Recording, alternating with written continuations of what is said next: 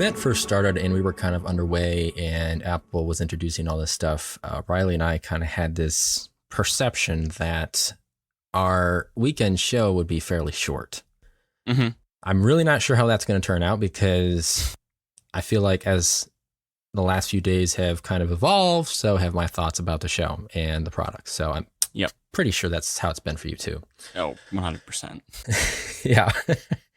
So the watch, the Series 9, what are your thoughts on it and how do you feel if this was something you could potentially upgrade to? I was actually pondering this the day after the event. Yeah. Because for those of you who don't know, the watch has hardly any new features whatsoever. A few minor things. I think, this is just my theory, they released this without minor upgrades to release the 10 with massive upgrades. Okay. My perception is a little bit different that I think they made minimal changes on this to push people to the Ultra too, but that's maybe just me. I don't know. Or maybe that's just an alternate option. Yeah. It could be. Yeah, I mean, it's honestly speculation at this point because why they would even hardly do anything to this is just beyond me. But I had to find some logical reasoning behind why they hardly did anything to this. And the only thing I come up with was like, you just get people to buy this newer one, adds a few new features. And then, because what's the point of adding a massive amounts of new features and new look if the 10th version of a device comes out? I understand the reasoning behind that more so. Yeah, it's very similar to what they did to the iPhone 8, where they released it the same year and the the 10 came out and it kind of just stole the show and everything like that. So but I mean, I would say that there are some things worth noting. I mean, the S9 SiP chip was actually pretty impressive. A lot of improvements on performance and such. And with that, you actually were able to get a couple of features like Riley was alluding to, precision finding for the iPhone, which quite frankly, I feel like all of their chips in recent years are powerful enough that even on a watch platform, older models should actually have this feature or have the capability to have this feature. And why it's not brought to us is kind of annoying, I guess only in the sense that it's meant to upgrade you. Yeah. And you're supposed to spend money to get that, ooh, I want to find precision finding. Now, in most cases, I think, Riley, you've probably done this too, where you just kind of ring your iPhone. For me, when I'm looking for an AirTag, ringing it is like the last thing I do because I'd rather just find it quietly and I have to bother anybody. Yes, that's exactly what I do, actually. So there you go. So that's kind of my approach to it. So there's that aspect. And then, of course, you have the on-device Siri, and that's also because of all the performance of the SiP that's there. Mm-hmm. The one thing that, Zolotech was talking about and what you were kind of referencing was the whole entire gestures. And when we saw this, we thought it was, I don't want to say ironically stupid, but I do find it a little odd that they're quote unquote reintroducing it because it's now becoming a common core feature, not to be confused with the math, but a feature of the watch. So this used to be part of accessibility features where you could use finger grips and taps between your thumb and your index to kind of activate certain features on your phone. And now they're doing it for answering phone calls and stuff. So I think that's cool. Yeah. It's just, why couldn't this been done again on older models without any complication? So it's just one of those things. There's a lot of that type of question with a lot of these devices. Why couldn't they have done that earlier? Yes, absolutely. It's very counterintuitive when you think about it in the grand scheme of things, because it's Apple. They have so much capability to do a lot of different things, and then you look across the last 5 years and it's like, well, this is not really adding up. I don't understand why this specific feature wasn't on like the iPhone a few years before. Some features, I could see probably you couldn't do those on the past ones, but it's like I feel like I'm just watching somebody drag their feet and I'm just waiting. That's exactly how it is. Waiting for these features to come out when they're in, as we've said so many times, Google and Samsung and all these other companies have been doing this for years. And it's like, why do we have to, almost on the verge of suffering? Yes, this is a first world statement. Because these features aren't available on flagship phones. I mean, come on, people. We're spending thousands of dollars on these phones across the nation, and they can't keep up with the pace of everyone else. So I mean, as you expect a company that has like 45% hold on at least for the United States, you would think that they would actually be more wanting to add these features and to get more people interested in this stuff. Right. Yeah. So, you'd think that would just be logical. And I mean, obviously, within the first 5 minutes of the show, you're kind of seeing that our approach to what they unveiled isn't necessarily bringing up a whole bunch of hype. Yeah.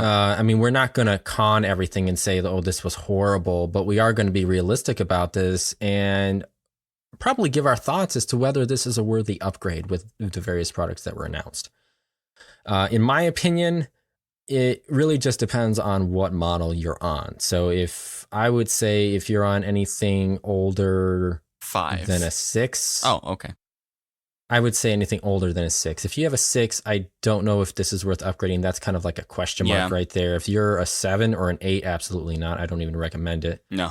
But if you're a 5, you probably might notice something there that could be, beneficial. Obviously, they've increased the screen size since then. Yes, I was just going to say that. And I'm sure you'll probably have some more speedy improvements, and you'll probably even notice battery life unless you've replaced yours recently. The only other thing that really was worth noting, which can't even, I don't know if I would say it's impressive, but is the theme of the entire event was we're going to make our screens brighter. Yes. So that's pretty much what we have. That's essentially what it was. Yes, that's what we have with the... Yeah, I agree, Riley. Which I'm actually definitely 100% on board with because yes, it seems to me that and I'm pretty sure you can attest to this, JD, but on our own 13 Pro models, our brightness is at what, like 1,000, peak brightness at 1,300 or something like that. I think yeah, you're right. I think it's 1,000 nits, and I believe you get up to 1,200 with HDR on the 13 Pro. So yeah, and out in the blazing sun, it's still pretty hard to see, even on a watch. So I am actually very okay with this added upgrade. It's just the constant thing of like you could just show it and not say it because it's literally on every single device. And it's not like a major complaint, because it's okay that they say it. It's just like minor, like you don't have to say it every time. But yeah, 2,000 on your watch is pretty amazing. I think they gave that capability again, going back to the S9 SIP because of the performance and just how powerful chip this is that allows you the efficiency, but also giving you brighter screens and such. So outside of that, I am tempted to hit on the whole entire carbon neutral mini episode in there, but I know that would just be a 15-minute side rail to the show. Oh, on its own, that could be a show. Yeah, we could harp on that a while. And a lot of people have kind of just hit on that in a lot of negativity. So if you hadn't seen the event, then maybe that's a blessing in disguise. So... Exactly. Yeah. On to the Ultra. I wasn't sure if there's anything in there that you felt like was worth mentioning, because I feel like this was a very, very minor iteration. This was like an Ultra S or something. This was, I think, the least amount of upgrades between everything. Now, there was one thing, and I think you'll agree with me. The new way, and I forget what it's called. You probably do. Where they added, maybe it's called dynamic info, where you have information more out towards the end of the screen. Oh, the watch face? I think that's actually really cool. The modular watch face, yeah. Yeah, they utilizing more of the screen, which I'm always for. Yes, efficiency absolutely. On a display is an excellent way. Now, for a phone, you don't want to do too much of that, but on a watch, that's essential. So this is probably the best thing that I liked about the Ultra 2. If you could even call it that. That's about the only thing I could say about this. I think there were those new bands. Yeah. Those are okay. Yeah, I think, I believe Aaron said that he wasn't really a fan of them just because of the feeling of the woven band. So it'll be kind of hard to say whether or not Alpine. And this all entails with the whole entire leather thing that they're omitting from their entire lineup, which I'm just kind of bummed about. I mean, I understand the whole carbon neutral push, but at the same time, I'm like, man, I love leather. And, is it really that bad to I like 100% neutral, carbon neutral? Yeah, I that's good, but I just feel like there's some things that are just really nice, and I feel like it's, you make a little extra price on it. I don't know. There's probably a lot of people that are going to say, oh, you're just against, being environmentally friendly. And I'm just like, no, I'm actually not. I do care about environment a whole lot. And I'm actually for Apple pushing this type of thing to, save resources, do that kind of thing. But the leather thing? I mean, if you had like 1%. Yeah. Yeah, like 1 or 2% just to sip away from the carbon, that's fine. Yeah, I don't know. It goes beyond me why they got rid of leather in tandem. It just... And I mean, the good news is that you can easily go to a third-party company and buy a leather band for a watch. Yes, I was thinking of that. Yep. Yeah, there's a positive. So there's not like it's not like a whole entire drudgery of this. But at the same time, Apple tries to be carbon neutral, every other company doesn't. And of course, again, this one also has the S9 SiP chip, so it'll get all the same upgrades and everything like that. Although I was a little surprised that the battery life wasn't improved with that. You're still getting 36, but hey, it's at least not less. So.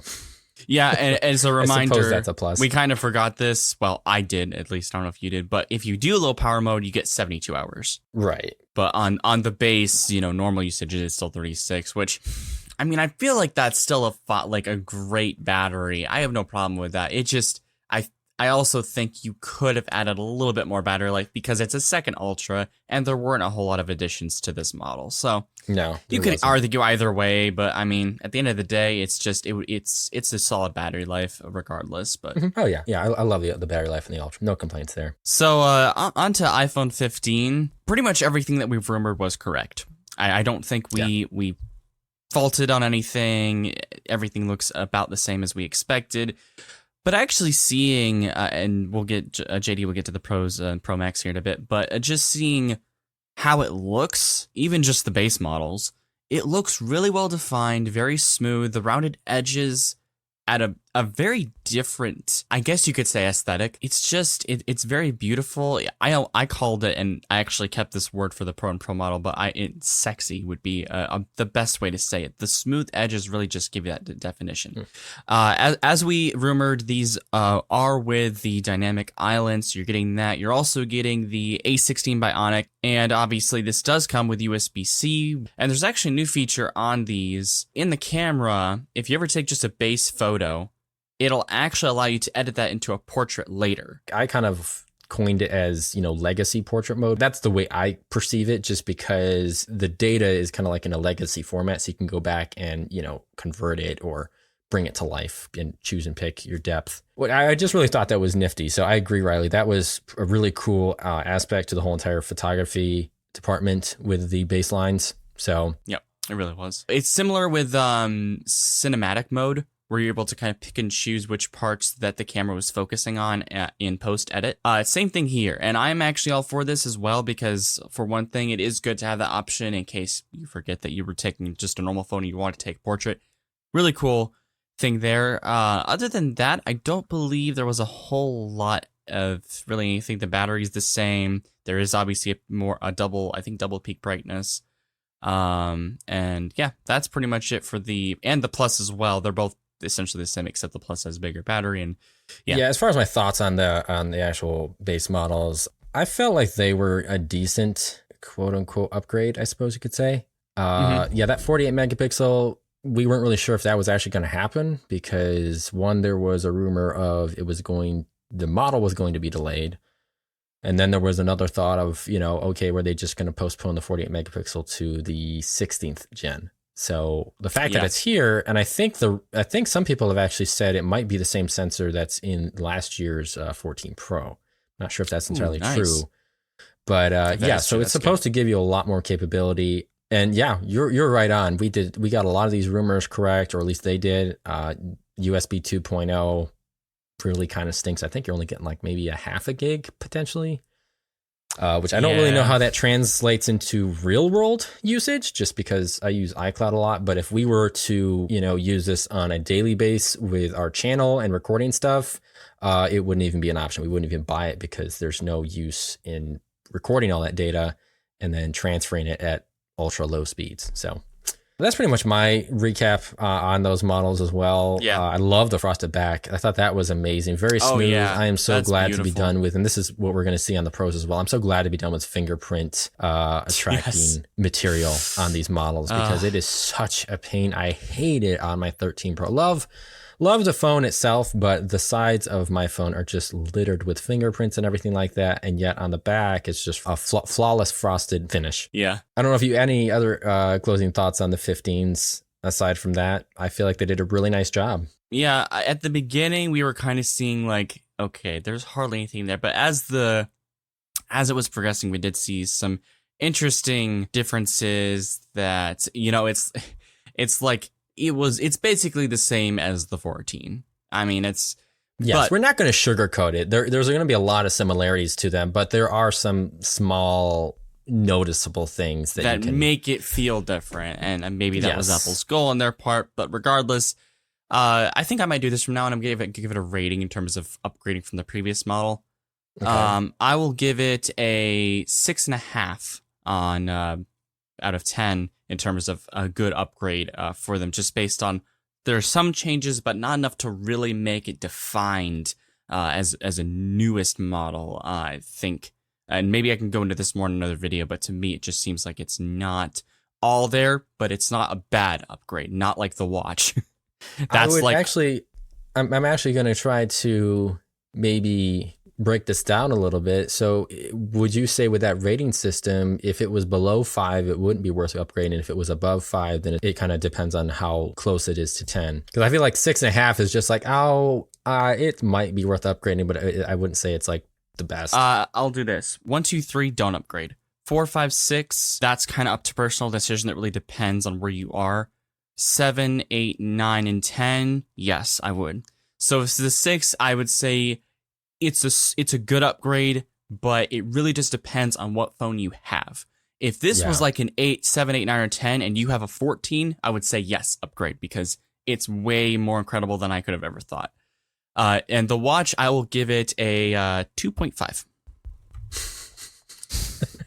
Both of them. That's yeah. I'll give the Ultra 3.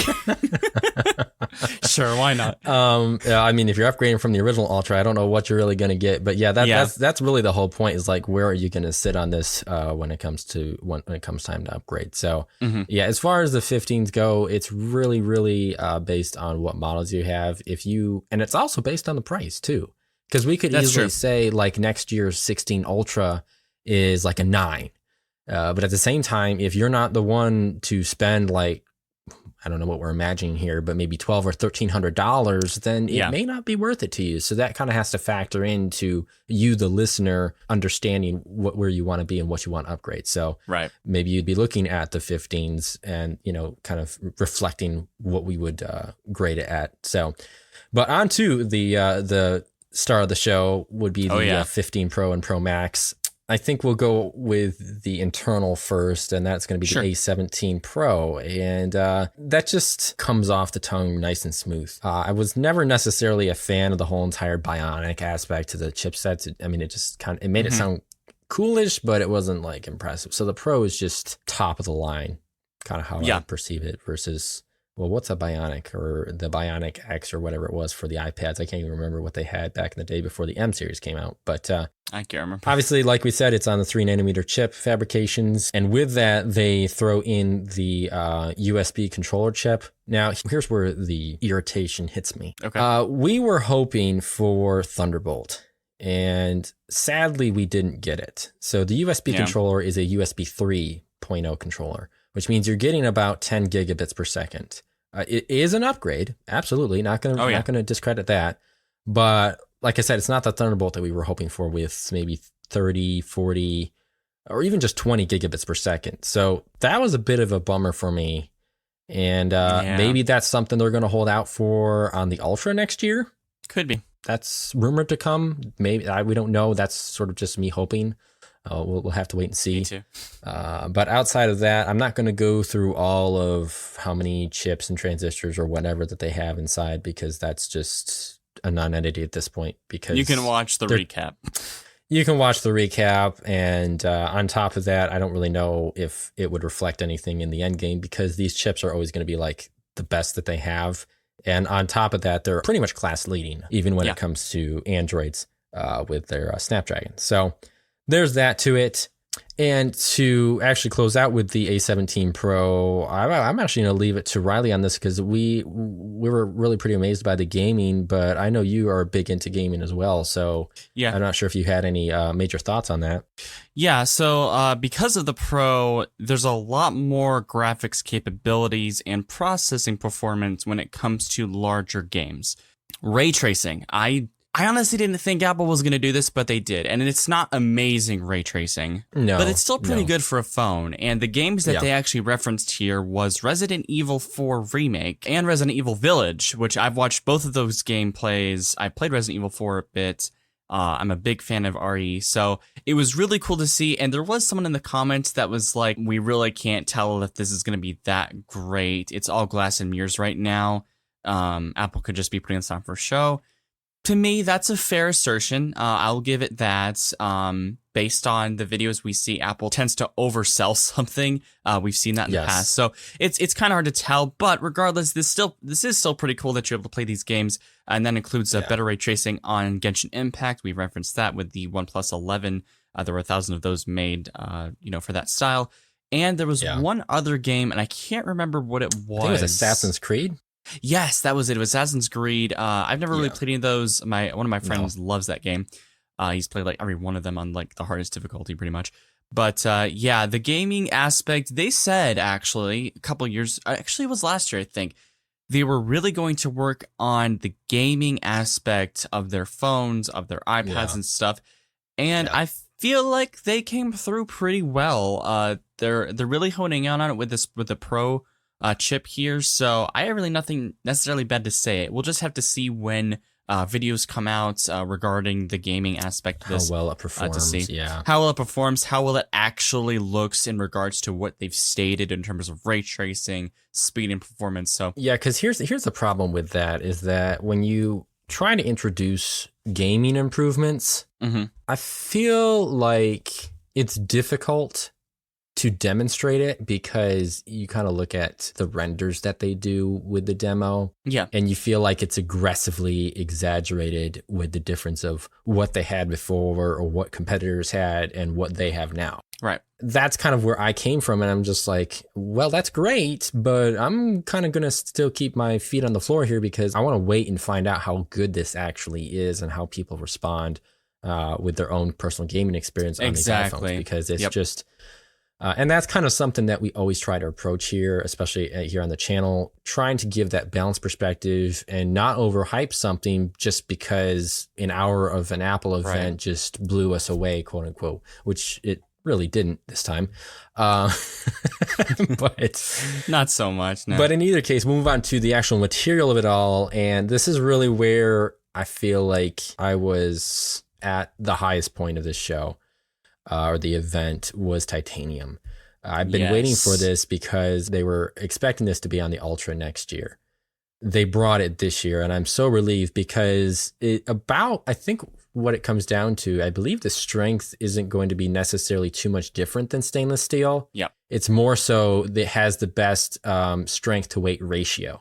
It's lighter. And that's really what I care about. I love the baseline of the iPhones because they're lighter. Yep. The stainless steel is nice because it gives you that premium feel, but to have it in your hands every single day is sort of annoying in many respects. Even my wife was like, oh my gosh, I really don't like your phone. It's so heavy. And I'm like, yeah, I know.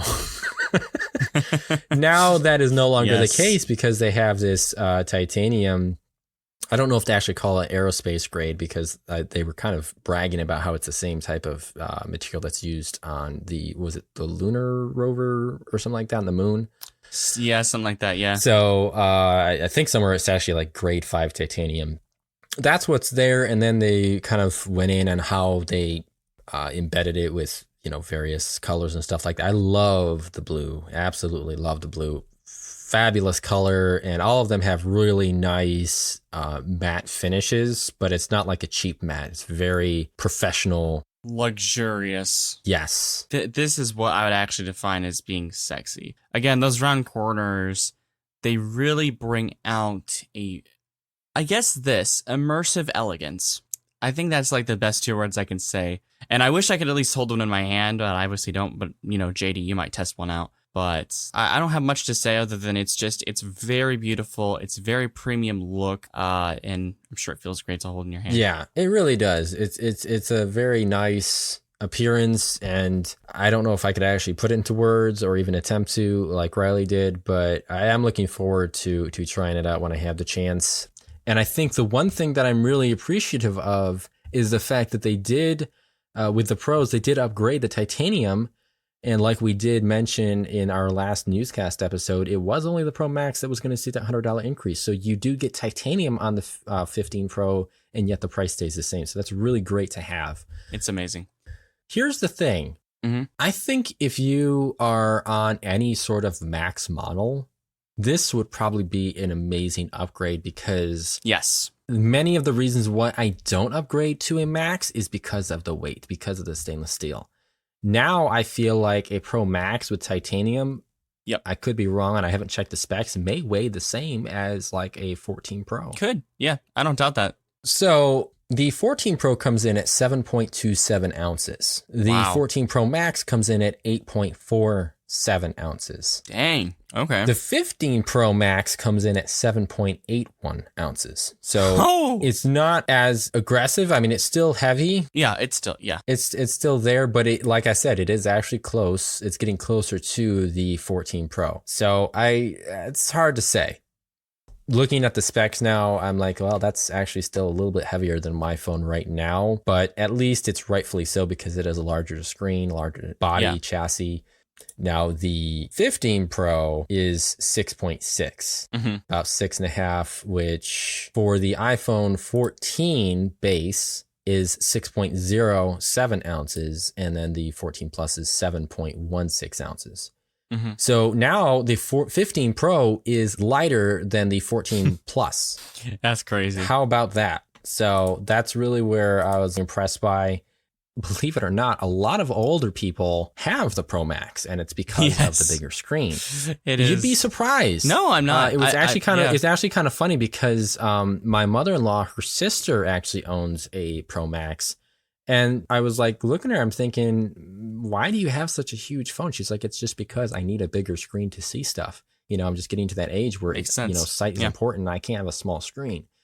Now we're at that point where I'm like, hey, a young person probably would enjoy a 15 Pro Max because it's not the weight problem anymore. And you can feel like, okay, I have a bigger battery. I can get the better, photography. I don't have to settle for the Pro anymore.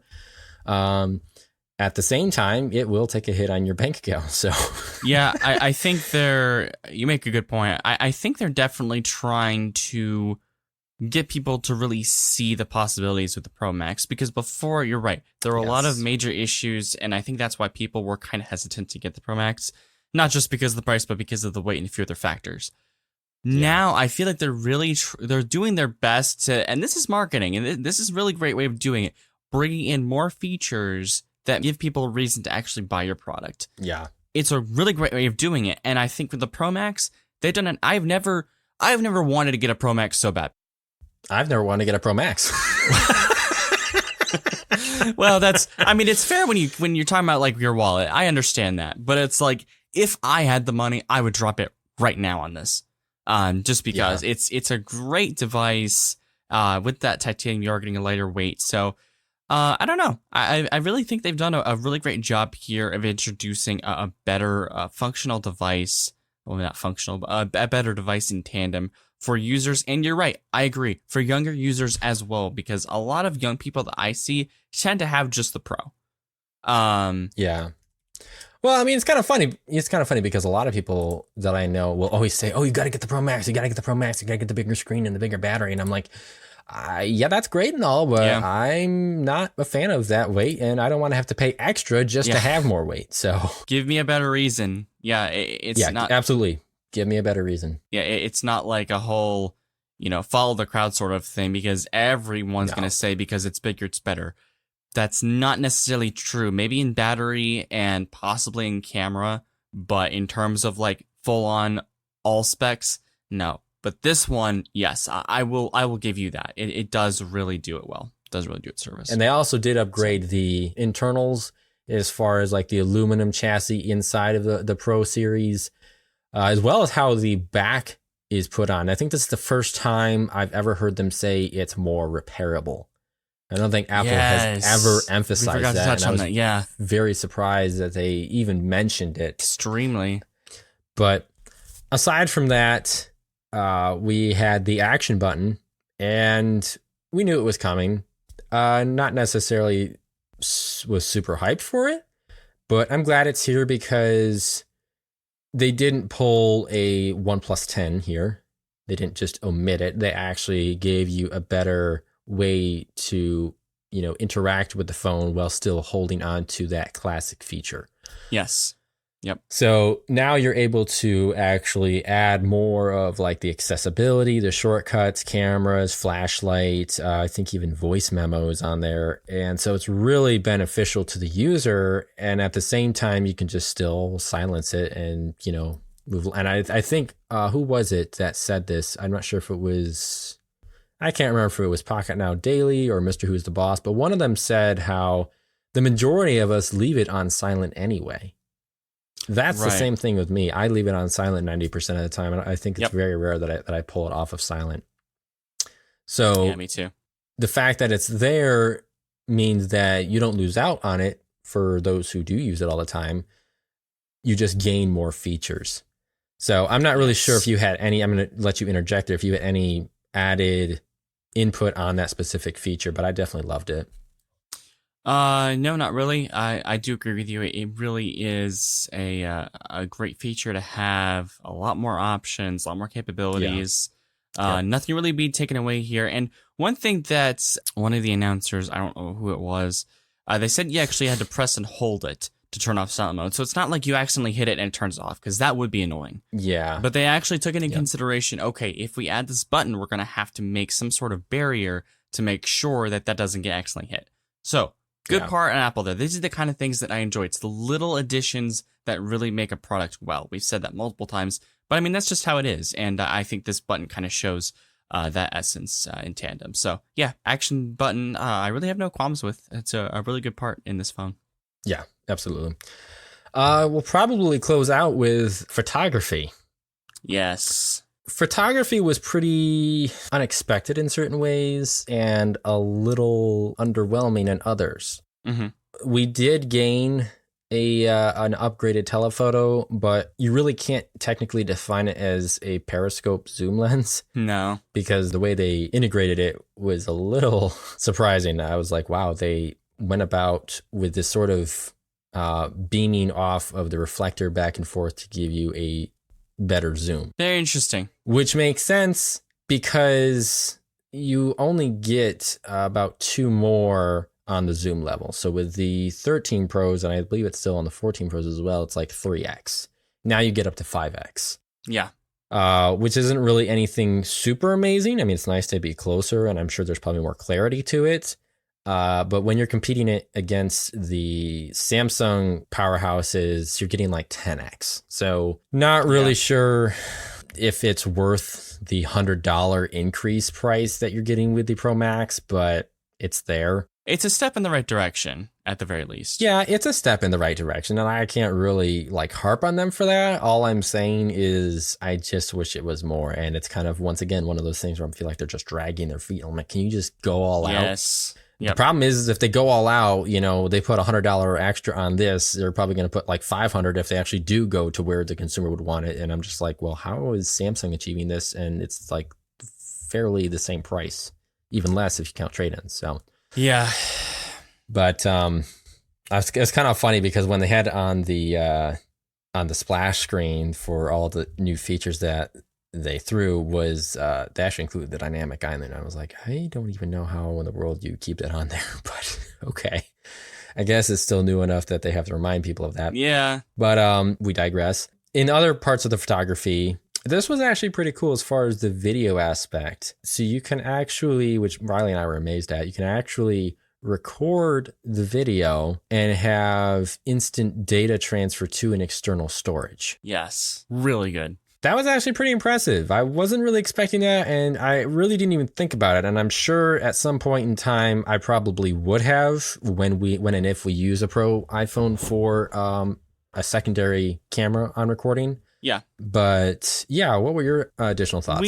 I think we actually did hear this rumor. I think it was towards the beginning of the year where it was said that Apple was going to do an external sort of cloud that was going to be a quick transfer.